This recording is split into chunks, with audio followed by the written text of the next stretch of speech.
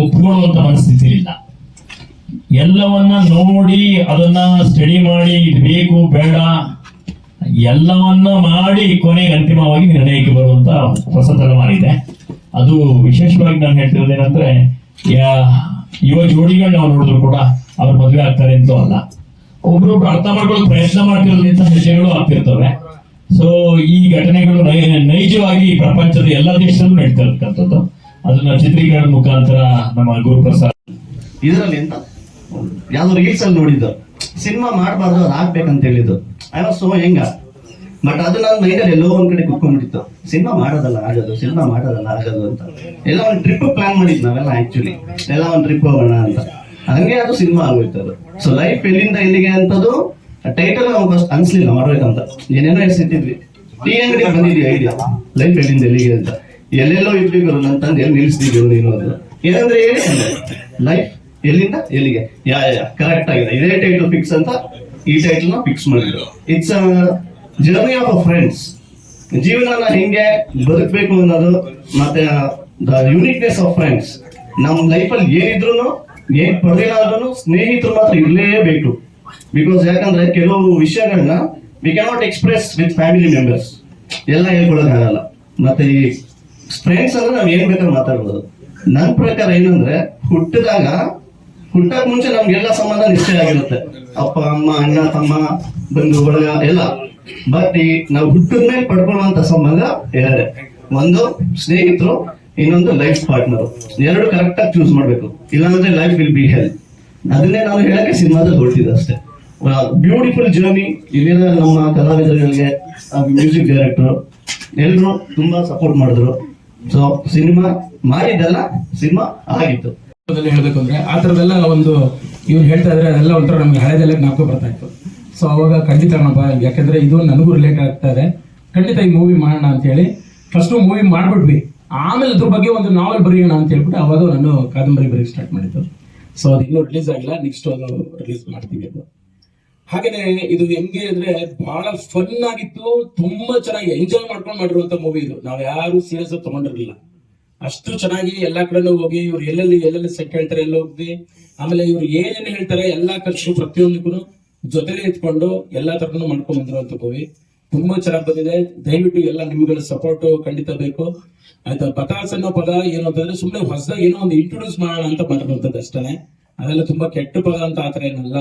ಬತಾಸ್ ಅಂದ್ರೆ ಒಂದು ಸ್ವೀಟ್ ಅಷ್ಟೇ, ಸ್ವೀಟ್ ತರ ಒಂದು ಹುಡುಗಿ ಅನ್ನೋ ರೀತಿಯಲ್ಲಿ ನಾವು ಅದನ್ನ ಮಾಡಿದೀವಿ ಅಷ್ಟೇ. ಸೊ ಹಾಗಾಗಿ ದಯವಿಟ್ಟು ಎಲ್ಲರೂ ನಿಮ್ಮ ಸಪೋರ್ಟ್ ಇರ್ಲಿ ಆಯ್ತಾ. ಖಂಡಿತ ಇದು ನಿಮ್ ಸಪೋರ್ಟ್ ಇದ್ರ ಮುಂದೆ ಇನ್ನೊಂದು ಮೂವಿದು ಒಂದು ಹೇಳಿದೀನಿ, ಗುರುಬಲ ಅಂತ ಹೇಳಿ ಇನ್ನೊಂದು ಮೂವಿ ಒಂದು ರೆಡಿ ಮಾಡ್ತಾ ಇದೀವಿ. ಆಕ್ಚುಲಿ ನೆಕ್ಸ್ಟ್ ಅದು ಸ್ಟಾರ್ಟ್ ಆಗುತ್ತೆ.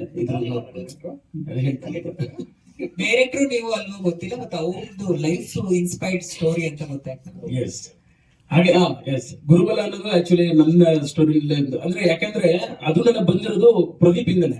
ಯಾಕಂದ್ರೆ ಇದೆಲ್ಲ ಯಾವಾಗ ಇವ್ರು ಸ್ಟೋರಿ ಹೇಳಿದ್ರು ಇದೆಲ್ಲ ನಮ್ಮ ಲೈಫ್ಗೆ ರಿಲೇಟೆಡ್ ಆಗ್ತಾ ಇದೆ. ಈವನ್ ಮೂವಿ ಮಾಡ್ಬೇಕಾದ್ರು ಅಷ್ಟೇ, ನಾವು ನಮ್ಮ ಲೈಫ್ಗೆ ಏನೇನು ರಿಲೇಟೆಡ್ ಆಗುತ್ತೆ ಆ ತರ ಮೂವಿಗಳು ನಾವು ಮಾಡಿದ್ರೆ ಖಂಡಿತ ಜನಗಳು ಇಷ್ಟಪಡ್ತಾರೆ, ಅದನ್ನ ಅಕ್ಸೆಪ್ಟ್ ಮಾಡ್ಕೋತಾರೆ ಅನ್ನೋದು ನನಗೆ ಅವಾಗ ಗೊತ್ತಾಯ್ತು. ಸೊ ಹಾಗಾಗಿ ಮುಂದೆ ಅದನ್ನು ಮಾಡ್ಬೇಕು ಅಂತ ಪ್ರಾಜೆಕ್ಟ್ ಅದು ನಮ್ಮ ಮನಸ್ಸಲ್ಲಿದೆ.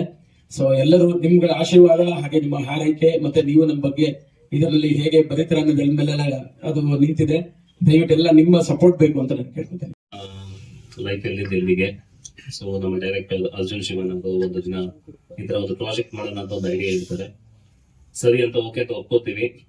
ಅದರಿಂದ ಅವರು ಸೆಕೆಂಡ್ ಡೈರೆಕ್ಟರ್ ಆಗಿ ಅವ್ರಿಗೆಲ್ಲ ಎದುರ್ಕೊಳ್ಳೋದು ನನ್ಗೆ ಮಾತ್ರ. ಯಾಕೆ ಅಂದ್ರೆ ನಾನೇ ಅದು ತುಂಬಾ ಹಿಂಸೆ ಕೊಟ್ಟಿರೋದು ಸೆಟ್ಟಲ್ಲಿ.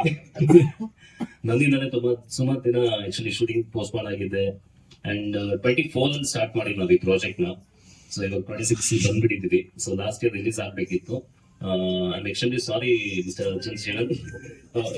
I personally hold that and like so ಸುಮಾರು ಜನ ಕೇಳಿದ್ರಿ ಇವಾಗ ಏನ್ ಡಿಸ್ಕಷನ್ ಆಯ್ತು ಇಷ್ಟೊತ್ತು, ಅದಕ್ಕೂ ಈ ಮೂವಿಗೂ ಸಂಬಂಧನೇ ಇಲ್ಲ. Because like I know the subject.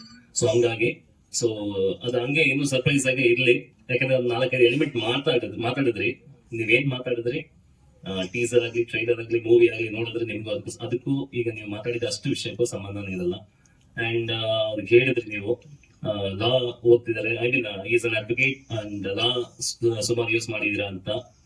ಇನ್ನು ಮೇಡಮ್ ಕೂಡ ಕೇಳಿದ್ರು ಯಾಕೆ ಪ್ರಭುದೇವ ಅಂತ. I hope a dance class in Mysuru.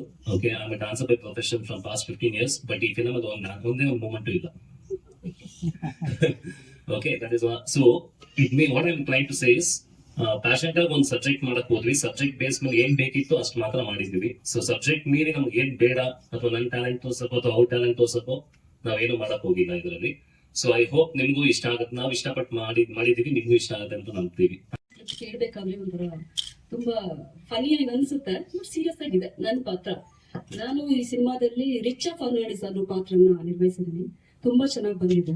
ಈಗಿನ ಯೂಸ್ಗೆ ಏನಿದೆ ಅಂದ್ರೆ ಕಾಮಿಡಿ, ಎಂಟರ್ಟೈನ್ಮೆಂಟ್, ಅದೇ ಹೇಳ್ತಾ ಇದೀನಿ. ಎಲ್ಲ ಮಸಾಲೆಗಳು ನಮ್ಮ ಸಿನಿಮಾದಲ್ಲಿದೆ. ಎಲ್ಲೂ ಬೋರ್ ಅನ್ಸಲ್ಲ ನಿಮಗೆ.